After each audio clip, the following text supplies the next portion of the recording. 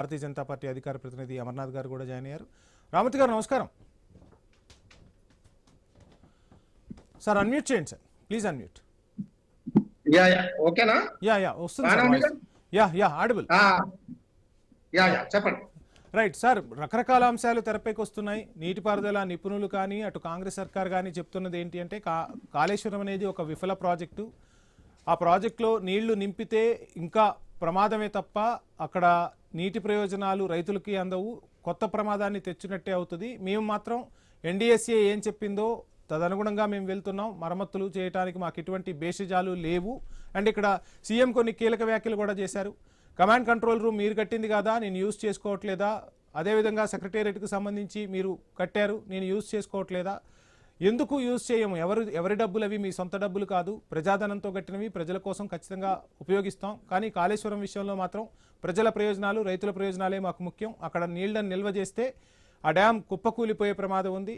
భద్రాచలంతో పాటు ఒక 44 గ్రామాలు ముంపుకు గురవుతాయి. కాబట్టి మేము ఆ విధంగా చేస్తూ ఉంటే మాకు ఇంకా సహకరించాల్సింది పోయి తప్పులు చేసి మాపై నెపం నెడుతూ ఉన్నారు అనేది సీఎం చెప్తున్న మాట. ఏం ఆన్సర్ చేస్తారు? అందరికీ నమస్కారం. ఐ న్యూస్ ప్రేక్షకులకు, యాజమాన్యానికి, నాతోటి డిబేట్ లో పాల్గొంటున్న పెద్దలకు అందరికీ నమస్కారం. వాస్తవాలు మాట్లాడుకోవాలి బ్రదర్, ఎందుకంటే ఇప్పటికీ చాలా రోజుల నుంచి ఈ కాళేశ్వరం పేరు మీద వాళ్ళు ఎంత అబద్ధాలు ఆడుతున్నారో, ఎన్ని రకాల అబద్ధాలు ఆడి ప్రజల్ని తప్పుదో పట్టిస్తున్నారో రైతులకు అర్థమైంది, తెలంగాణ ప్రజలకు అర్థమైంది. ఇప్పుడు నేను అడుగుతున్నది చాలా క్లియర్ గా, ఆయనే రిపేర్ చేయొచ్చు అని చెప్పిందని ఒకసారి చెప్తారు, రెండోసారో ఇప్పుడు కేంద్రం సంస్థకు అప్పచెప్తే మీరు అందరు కలిసి చేసుకుంటే బాగుంటది. రాజేందర్ గారు ఇప్పుడే ప్రెస్ మీట్ నేను చూశాను. ఆ ప్రెస్ మీట్ లో ఆయన అన్న మాట ఏంటంటే, మీరు కేంద్రం కలిసి అది కేసీఆర్ గారి ఆధ్వర్యంలో గాని లేదా కేంద్ర బృందం ఆధ్వర్యంలో గాని కలిసి చేస్తే నాకేం బాధ్యత. మరి మీరెందుకున్నారు పీకనికి?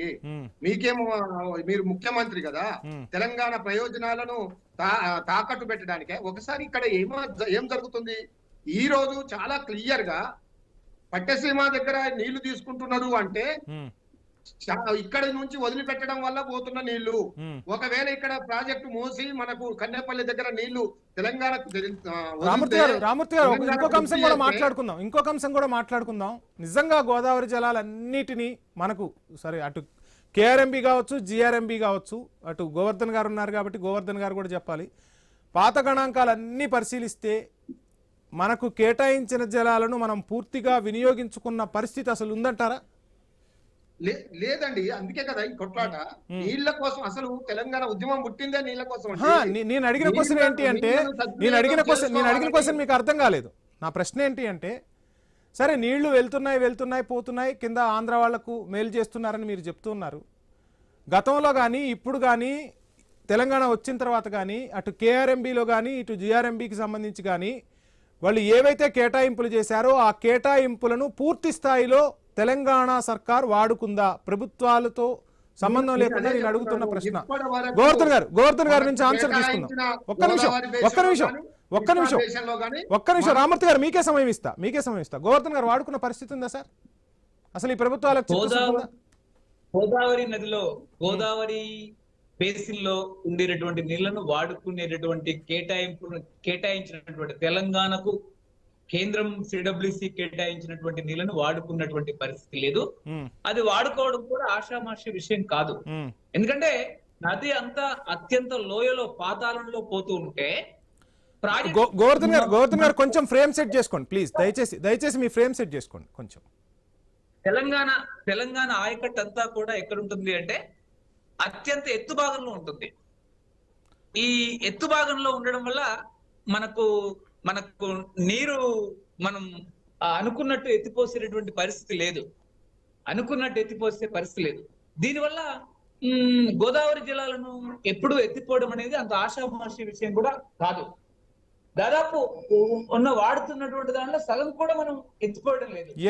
కృష్ణా జలాలకు సంబంధించి కనుక చూస్తే కృష్ణా జలాలను వాడుకోవడంలో కొంత మనం సమగ్రమైనటువంటి కొంత మెరుగుదల ఉంది.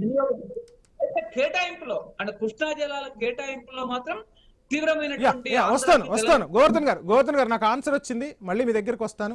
రామూర్తి గారు, కేటాయించిన నీళ్ళనే వాడుకోలేకపోతున్న మనం ఎంతసేపు రాజకీయ విమర్శలు చేసుకుంటూ కూర్చుందని చెప్పండి. రాజకీయ విమర్శలు కాదు ఇక్కడ కావాల్సింది.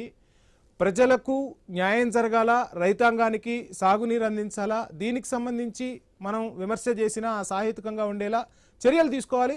ప్రతిపక్షంగా మీరు నిలదీయాల్సిన బాధ్యత మీపై ఉంది. ఖచ్చితంగా ప్రభుత్వాన్ని నిలదీయాలి. రైతుల ప్రయోజనాలే మనకు ముఖ్యం. ఏం ఆన్సర్ చేస్తారు? నేనేమంటున్నా అంటే వాస్తవాలు మాట్లాడుకోవాలి, వాస్తవాలు ప్రజలకు తెలియాలి, రైతులకు తెలియాలి, ప్రజలకు తెలియాలి. ఎందుకు అంటే ఇప్పుడు మనకు రావాల్సిన నీళ్లను అందుకే కదా కాళేశ్వరం కట్టింది. ఎందుకు? సరే, కాళేశ్వరం కొన్ని సాంకేతిక కారణాల వల్ల కొన్ని ఇబ్బంది అయినా గానీ ఉన్న అవకాశాన్ని ఎందుకు సద్వినియోగం చేసుకోవద్దు అనేది మా ప్రశ్న. ఇప్పుడు చాలా క్లియర్ గా కన్నెపల్లి నుండి ఎత్తిపోసుకునే రోజుకు 2 టీఎంసీలు ఎత్తిపోసుకున్నా 100 రోజులలో 200 టీఎంసీలు ఎత్తిపోసుకోవచ్చు అని గణాంకాల వైజ్ గా మనం చెప్తున్నాము. చాలా క్లియర్ గా ఎవిడెన్స్ ఉన్నాయి. వాటిని మనం ఎందుకు ఎత్తిపోసుకోవచ్చు? అందుకే హరీష్ రావు గారు అన్నారు, నాకు 3 నెలలు అప్పచెప్పండి, నేను ఎత్తిపోసి చూపెడతాను అంటున్నాడు. మరి నీకెందుకు బరువు అవుతున్నది? నీకెందుకు చేతగాటలేదు? చేతగాకపోగా మళ్ళీ మాయ మాటలు చెప్పుడు ఎందుకు? మధ్య పెట్టుడు ఎందుకు ప్రజల్ని? అంటే మీకు గురువు చంద్రబాబు నాయుడుకి కోపం వస్తుందని. మాట్లాడదాం. సమయం ఇస్తా రామూర్తి గారు, మీకు సమయం ఇస్తాను. రామూర్తి గారు సమయం ఇస్తా. ప్లీజ్ గురి అవుతావు కాబట్టి ప్లీజ్ మరలా మీకు సమయం ఇస్తాను. మనతో పాటు